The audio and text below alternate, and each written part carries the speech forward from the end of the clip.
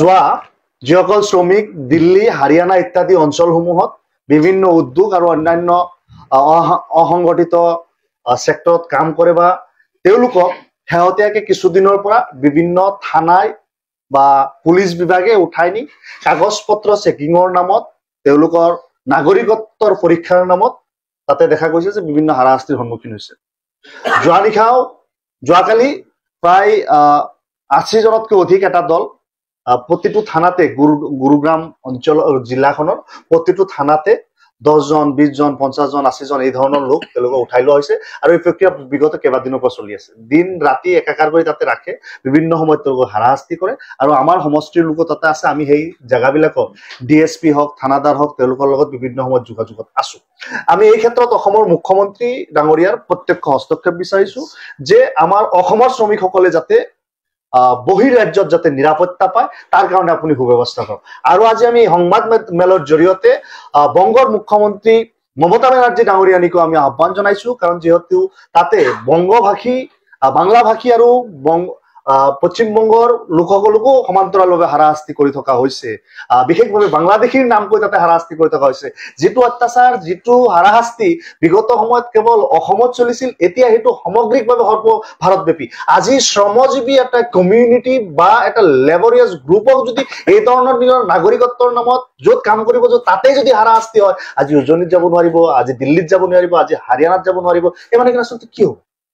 গতিকে মানুহ বাচি থকাৰ অধিকাৰ আছে, মানুহৰ শ্ৰম কৰাৰ অধিকাৰ আছে আৰু সেই অধিকাৰখিনি যাতে সৎ ব্যৱহাৰ তেওঁলোকে কৰিব পাৰে তাৰ কাৰণে অন্তত হাৰিয়ানা দিল্লী অঞ্চলৰ লোকসকলে দিল্লী অঞ্চলত যিসকলে শ্ৰম কৰিব গৈছে তেওঁলোকে নিৰাপত্তা পাওক, এই দাবী আমি সৰ্বভাৰতীয় সংযুক্ত গণতান্ত্ৰিক মৰ্চাৰ তৰফৰ পৰা ৰাখিছো। যোৱা যিসকল শ্ৰমিক দিল্লী হাৰিয়ানা ইত্যাদি অঞ্চলসমূহত বিভিন্ন উদ্যোগ আৰু অন্যান্য অসংগঠিত সেক্টৰত কাম কৰে বা তেওঁলোকক শেহতীয়াকৈ কিছুদিনৰ পৰা বিভিন্ন থানায় বা পুলিচ বিভাগে উঠাই নি কাগজ পত্ৰ চেকিঙৰ নামত তেওঁলোকৰ নাগৰিকত্বৰ পৰীক্ষাৰ নামত তাতে দেখা গৈছে যে বিভিন্ন হাৰাশাস্তিৰ সন্মুখীন হৈছে।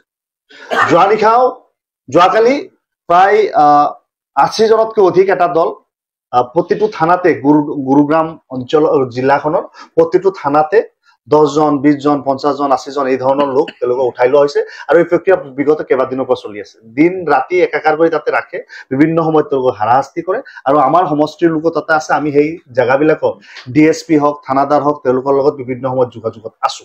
আমি এই ক্ষেত্ৰত অসমৰ মুখ্যমন্ত্ৰী ডাঙৰীয়াৰ প্ৰত্যক্ষ হস্তক্ষেপ বিচাৰিছো যে আমাৰ অসমৰ শ্ৰমিকসকলে যাতে বহিৰ ৰাজ্যত যাতে নিৰাপত্তা পায় তাৰ কাৰণে আপুনি সুব্যৱস্থা কৰক।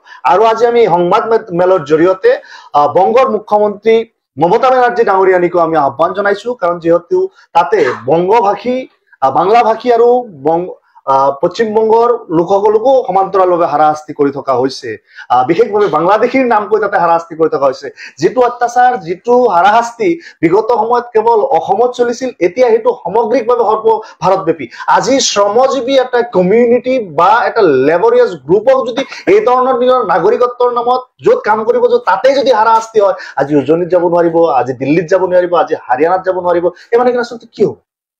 গতিকে মানুহ বাচি থকাৰ অধিকাৰ আছে, মানুহৰ শ্ৰম কৰাৰ অধিকাৰ আছে আৰু সেই অধিকাৰখিনি যাতে সৎ ব্যৱহাৰ তেওঁলোকে কৰিব পাৰে তাৰ কাৰণে অন্তত হাৰিয়ানা দিল্লী অঞ্চলৰ লোকসকলে দিল্লী অঞ্চলত যিসকলে শ্ৰম কৰিব গৈছে তেওঁলোকে নিৰাপত্তা পাওক, এই দাবী আমি সৰ্বভাৰতীয় সংযুক্ত গণতান্ত্ৰিক মৰ্চাৰ তৰফৰ পৰা ৰাখিছো।